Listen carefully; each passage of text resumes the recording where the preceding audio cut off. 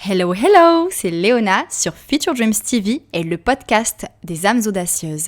Et ici, tu es au parfait endroit pour enfin oser t'aimer et écouter ton intuition pour créer la vie qui te fait vibrer. Aujourd'hui, on va parler du changement. Comment y faire face ?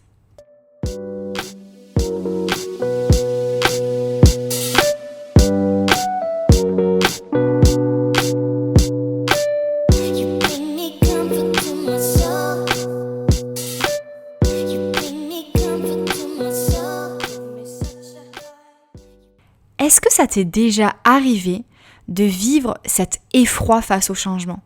Cette peur au fond de toi et la petite voix en toi qui te susurre que ce n'est pas comme ça que ça devrait se dérouler. Cette résistance où tout ton corps te crie non. Et pourtant le changement, tu le vis là maintenant tout de suite par exemple. Parce que tu ne sais pas ce qui est sur le point de se passer ou ce que tu es sur le point d'entendre. Et pourtant, tu n'en as pas peur. Pourquoi ? Parce que tu ne te poses pas de questions et que tu es plus ou moins dans l'instant présent. Si on devait définir la vie, on pourrait dire que c'est une suite continuelle de changements. Dans ton corps, dans ton cœur, dans ton esprit, dans ton âme. Et si tu acceptes de coopérer avec ce que la vie t'apporte, tout se passe plus ou moins naturellement. Et si je suis en train d'enregistrer ce podcast, c'est parce que j'ai envie de partager comment je navigue dans les périodes de transition, parce que j'en ai vécu beaucoup. Donc voici 3 clés qui vont te permettre de faire face au changement sans résistance et surtout positivement. La première clé, ça va être de visualiser le changement en train de se dérouler positivement. Alors ça peut paraître tout bête et même contradictoire étant donné que je te parle souvent d'ancrage dans l'instant présent, mais là c'est différent. Il s'agit de la loi d'attraction. Visualiser ce que tu souhaites est une manière de préparer le terrain et de rendre ça possible dans ton esprit, ton cœur et ton corps.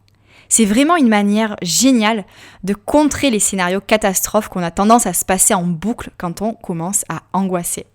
Te projeter et visualiser positivement ce qui pourrait arriver, ça va te permettre d'envisager les choses avec optimisme et non plus avec angoisse.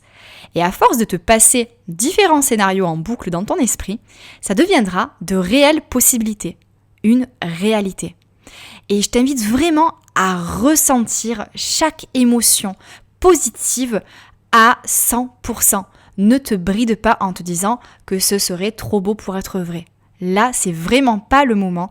Quand on visualise, il faut ressentir à 100%. Alors, il y a quand même une toute petite mise en garde dans le sens où je t'invite à garder une certaine distance et souplesse. C'est pour ça que je te dis différents scénarios.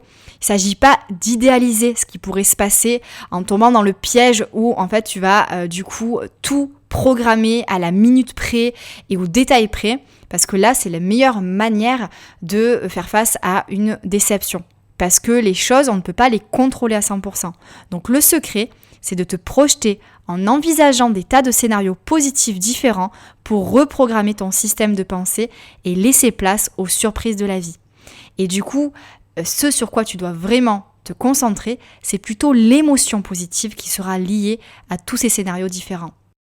Le deuxième point, ça va vraiment être applicable dans les situations où il y a un changement dans ta vie qui te tombe dessus de manière complètement inattendue et qui ne correspond pas du tout à tes plans. Ici, ça va vraiment être ton attitude qui va être importante. Parce que tu vas peut-être avoir tendance à te perdre dans le « pourquoi moi ? Pourquoi maintenant ?» Et c'est plutôt de te concentrer sur le « comment ». Comment je vais pouvoir réagir au mieux à ce changement ? Comment je pourrais en faire une richesse dans ma vie ? Parce qu'en fait, c'est très simple. En te concentrant sur le pourquoi, tu te concentres sur le problème. En te concentrant sur le comment, tu te concentres sur les solutions. Et ça fait toute la différence. Enfin, la troisième clé, ça va être de laisser la vie te mener là où tu es censé aller. Aie confiance et ne résiste plus. Accepte le changement et sois reconnaissante pour toutes ces opportunités d'évoluer et d'apprendre toujours plus. Parce que le changement n'est jamais douloureux. C'est la résistance au changement qu'il est. C'est Bouddha qui l'a dit, c'est pas moi. Donc je pense qu'on est toutes d'accord avec ça. Maintenant, avant de conclure ce podcast, je voulais t'inviter à faire un exercice assez rapide.